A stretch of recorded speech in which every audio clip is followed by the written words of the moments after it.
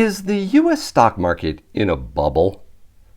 Are we about to see the stock market bubble pop?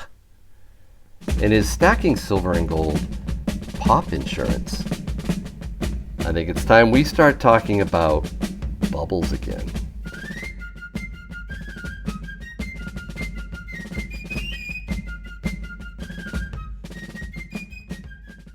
Hey everyone, thank you so much for watching Yankee Stacking. And with this video, I'm going to start a brand new series on bubbles in our economy. It actually goes back to my roots in one of my original Stacking the Yankee Way series. I think it was number 2. And I just thought it would be a good time to circle back, start talking about different bubbles in more depth. Economic bubbles, if you will. I put this over here, right there. See that bubble? I don't know if that bubble is going to make it through this whole video. I don't know if it's going to pop while I'm talking at the very beginning, the middle, the end. It might even pop after the video's over. I have absolutely no idea. However, I do know that that bubble is going to pop. And I'm convinced the stock market is in a bubble. And I don't know when it's going to pop. If you're looking for Yankee to tell you when, I can't do it. However, I can tell you that I think we're getting close. In fact, I think we're surrounded by fiscal and monetary bubbles all over the place. And I contend it spells incredible trouble for the U.S. economy. You know, just the popping of one of the many bubbles that we have could bring on an economic crisis similar to what we experienced in 2008 during the Great Recession. However, did it just pop? Well, that didn't last long. The bubble has popped. That's kind of how it's going to happen. It's going to surprise everybody when this bubble pops. But anyways, let me continue.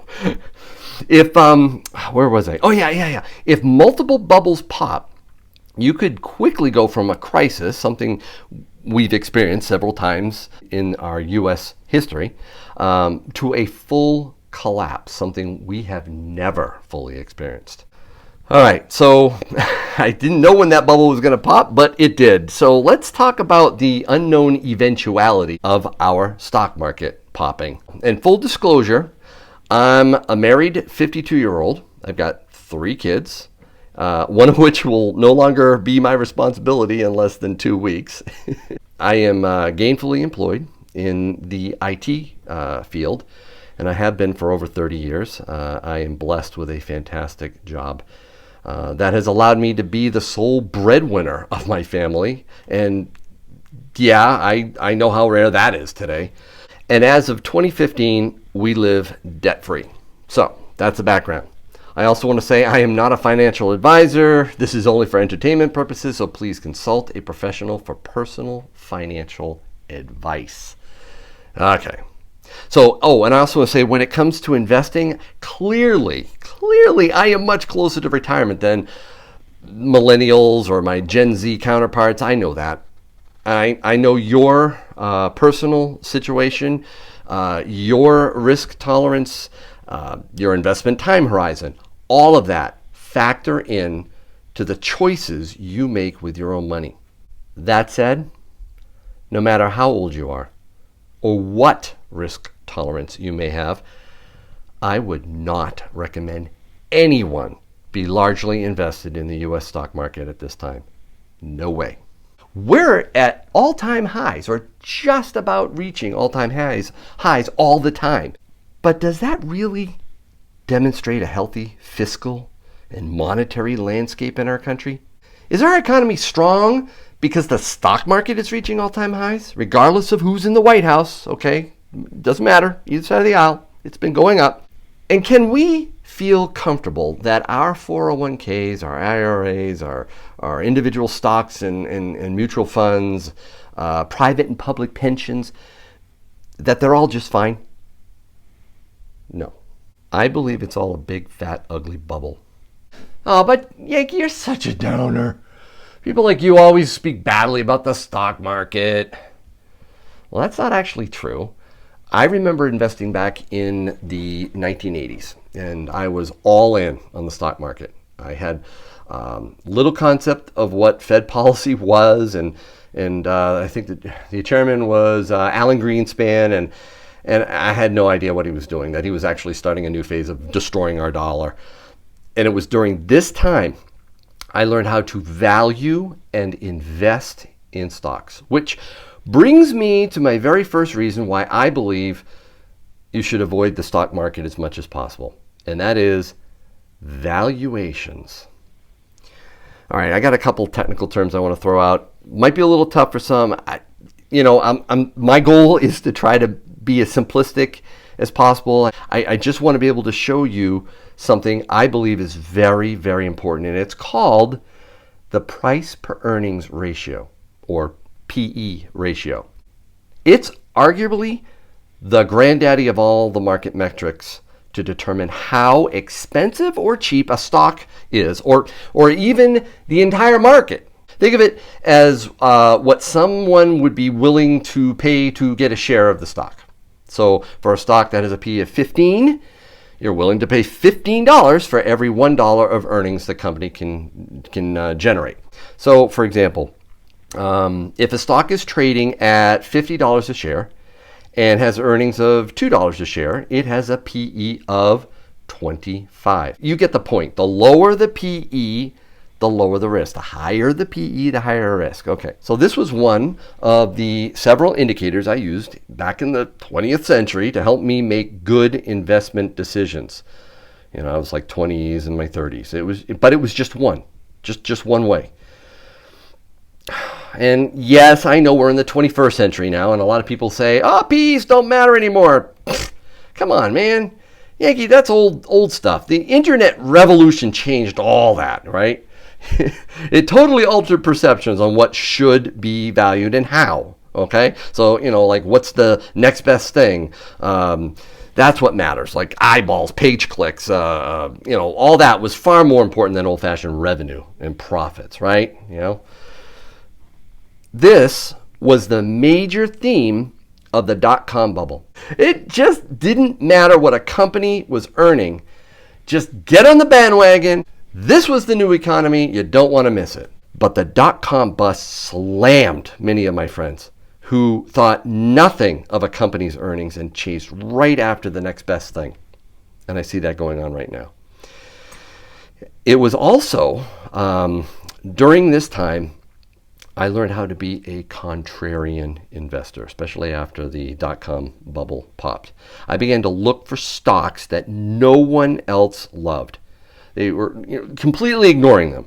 And looking back, I can see that actually was preparing me largely to avoid the equity and bond markets right now and get into tangible assets like real estate and precious metals that you see here. So yeah, I'm showing you some gold and silver. So let's just go back to PE for a minute. I got a little sidetracked there. How about we take a broader view and consider what's called the Shiller PE, also called the cyclical adjusted price to earnings ratio. Cyclical adjusted price per earnings ratio. That's right. CAPE for short. Okay, sorry. That's the last weird term for the rest of this video. Promise. Okay. So the Shiller PE ratio is simply a measure of PE applied to the entire S&P 500. Okay? So it takes the whole S&P 500 index and it applies price per earnings. It's defined as price divided by the average of 10 years of earnings for the entire index. So, all right, so let's take a look at this. There we go. All right. There you go. So here is the Shiller PE.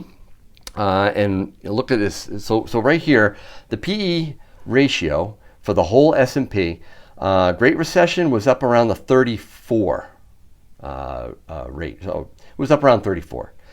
And then over here, you can see the dot-com bubble. It really got up there around 45. So it shot way up. And right now, the Shiller PE for the whole S&P 500 is at 30, very close to 30. We're actually seeing levels of the Shiller PE in line with the Great Recession. And And that's pretty scary. Yes, it was higher during the dot-com bubble. I get that. But so were interest rates. And in fact, I will show you that chart right here. Gotta love these Yankee charts, right? That's popped. I can move it. So right here you see the Shiller PE ratio. Again, during the Great Depression. Here you see the dot-com. And here you are at 29.89. So this is really close to 30. And the mean or the average is around 17. So we're talking a lot higher than the average. But look at this. From 1981 all the way down to now, these are the long-term interest rates. So yes, while during the dot-com, the PE ratio, or the Shiller PE ratio, was high, interest rates were around 6%. They're a third of that now. This is a big deal when you see a Shiller PE ratio of nearing 30. It's high. It's expensive. The whole stock market is expensive, guys. This doesn't even take into consideration unicorns in the stock market. Now, unicorns, what does that mean? Okay, so unicorns are startups with a stock price valuation of more than $1 billion with practically no earnings, no profit, none. It's just everybody thinks they're hot. It's like they're the Paris Hilton or the Kardashian of the stock market. They're popular because they're popular. They're going up. Everybody loves them, right? Think Airbnb, Epic Games, a video game company I know. Robinhood, that's a financial tech company. DoorDash, WeWork. I mean, the list goes on and on. It's crazy. So that's valuations. That's the first reason I say we're in a stock market bubble. But the next reason, I think, has to be the biggest driving force pushing the market rise over the past 10 years. This is the big one, guys. Corporate stock buybacks. I mean, come on. This is the greatest financial engineering gimmick to make a company's performance look really good. Buybacks are done by a company to reduce their number of shares outstanding, which in turn hikes the company's earnings per share. Remember earnings per share, what we talked about before when we talked about PE? This bumps it right up when they start buying their own stock. And the media, they usually just tell you about the rise in earnings per share. They don't tell you usually about what the total profits were in a company. In fact, total profits can go down while earnings per share goes up. Isn't that crazy? But this is insanely popular. In fact, I can just take this away and show you this chart. Companies are on a buyback spree. Look at that. So as you can see, during the run-up to the Great Recession, they were buying up stocks like crazy, these corporations. And then, of course, the Great Recession hit, bounces down, but then, whoa, it goes right back up again. And again, in a company buyback, shareholders basically just get part of their own money back. It's not like a dividend, okay? This is a game of smoke and mirrors. And it's completely unsustainable, and it's going on like crazy. But, it just to drive home that point, check out this chart that shows you just how much of equity purchases are actually corporate purchases. It's not personal, not foreign, not institutions. It's none of that. It's corporate purchases that are propping this market up. So how can companies keep doing this, buying their own stocks back? Well, these shenanigans are enabled by one thing, I believe, primarily, and that is low interest rates. Pure and simple, low interest rates. And I mean it, seriously. We cannot expect a company not to borrow a whole bunch of practically free currency and buy back their stock. It boosts their stock price up. It makes it look really great. And the money's, like I said, practically free. This is a moral hazard, everyone.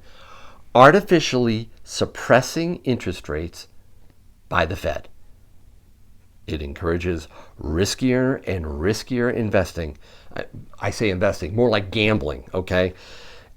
And this, okay, is super risky because a sudden drop in real earnings, the real stuff, profit, if earnings actually went down for a company, that could cause them to default on their debt and could cause them to go into bankruptcy. And that is what I think we're going to start seeing.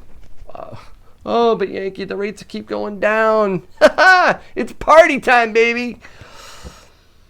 Yep, they do keep going down. And I think they're going all the way down to zero, maybe even next year, because the Fed is desperate to avoid another recession. So I think you're going to see it keep going down. But if interest rates were just allowed to seek their own level, whatever the free market decided, I think they'd shoot way up, way up. All right, so maybe you're thinking, oh, Yankee, you're so freaking old, okay? I've got time. I can ride it out.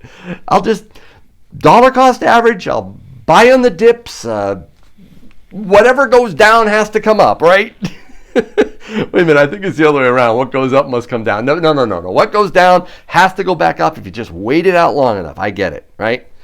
That's true. At the beginning of this video, I said if you have a long time horizon, if you have a high risk tolerance, the stock market might be just fine for you.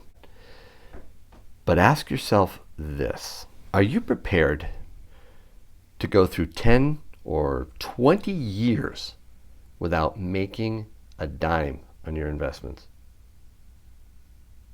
Wait, what? What are you talking about, Yankee? Back in 1966, the year Yankee was born, January, the Dow Jones Industrial Average hit a level of 990. It would continue trading in a range of roughly 600 to 1,000 for the next 17 years. It eventually broke above 990 in December of 1982, and it continued higher. But we're talking 17 years, folks.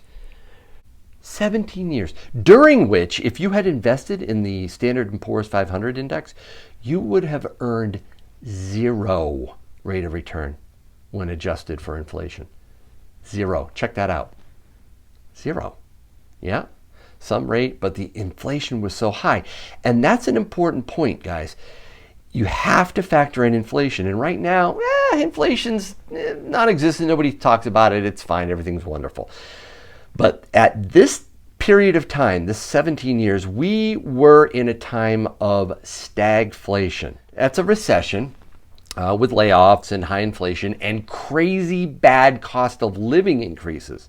So that's stagflation, and that is what I think we could be seeing. Are you ready to weather that kind of long-term storm? Think about that. Yep. We're in a stock market bubble, I think, folks. I believe the downside risk far outweighs any upside potential at this point, and I think we are just one flash crash away from seeing the bubble pop. I also believe that one of the most undervalued and ignored asset is this right here, precious metals, that can help protect you from the effects of a coming stock market crash. So it's up to you guys what you do, how you invest, obviously. Don't just take my advice for it. Do your own research, but be very careful. Am I saying you should take everything out of the stock market? Well, only you can decide that for what's best for you. And like I said, your age, your risk tolerance. But really, I strongly encourage you to reduce your exposure, especially with dollar-denominated U.S. stocks. So that's it. Thank you very much for watching Yankee Stacking. I'll put a couple videos at the end of this video you might want to check out. And as always, I hope your day is A-okay.